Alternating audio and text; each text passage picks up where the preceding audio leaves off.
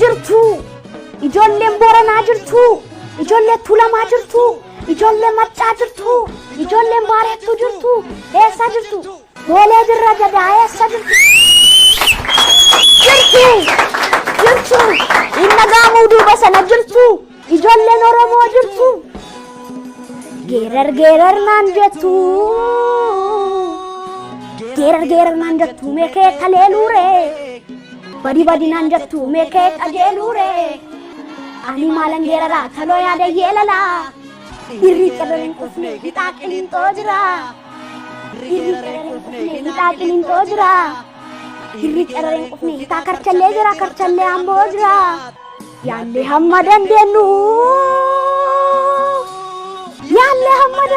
kana caala maal goonuuf sinnaas gabbarree guddaa akka wajjin bubbullu yaalle hamma dandeenyu kana caala maal goonuuf sinnaas gabbarree guddaa akka wajjin bubbullu obsuun waanuma jiru obsine faayidaa fakkaate kayaan ishitti cabsa maasaan gamaa lafan baatu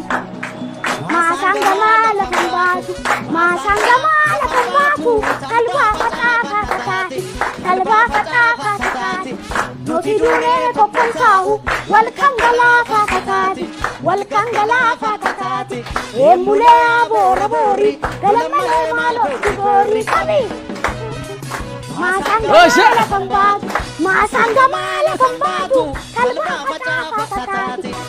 faxaa kataati nuti duunee tokkon taa'u walkan galaafa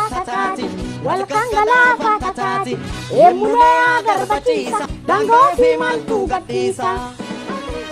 oliga kana gadi xaafii calleessa manamaa qeerroo jabeessa udu sobaa maaliif odeessa saba qulqulluu makkureessa eemulee agarbachiisa oromiyaa maaltu gadhiisa qabi sangaa ofaa jenna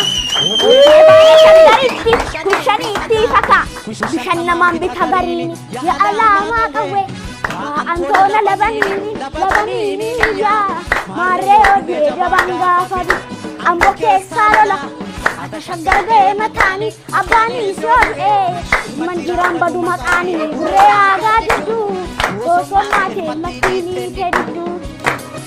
አመሰግናለሁ አንተ አሁን ሌላ አይወል ህፃን ልጅ ምናምን ሸውድ እኔን አሸውደኝ እንዴት ኦሮምኛ ትችላለህ አልችልም እርግጠኛ ነህ እውነት እኔ እውነት ማለት ደግሞ እግዚአብሔርን ነው እኔ እግዚአብሔርን ብዬ ደግሞ አላሽ ኦሮምኛ ቋንቋውን አልችሎም በጣም ደስ ይለኝ ነበር እምትችል ነው ይመስለው 100% ስሰማ እያንዳንዱን ቃል እየረገጥክ ነው የምትለው መጀመሪያ ስሰማው ዘፋኑን ማለት ነው እኔ ሰው ዘፋኑን ብቻ ሞድ ይመስለው እኔ ግን እሱንም ነው የምወደው ለምሳሌ ዘፋኑን አዳጫሩ መጥራት አልችልም እንዴት ለምሳሌ እሱን ተወደዋል እግዚአብሔርን አልወደም ማለት አልችልም 40 አመት ከሆነ ስንት አመት ሆነ አሁን እውነቱን ነገር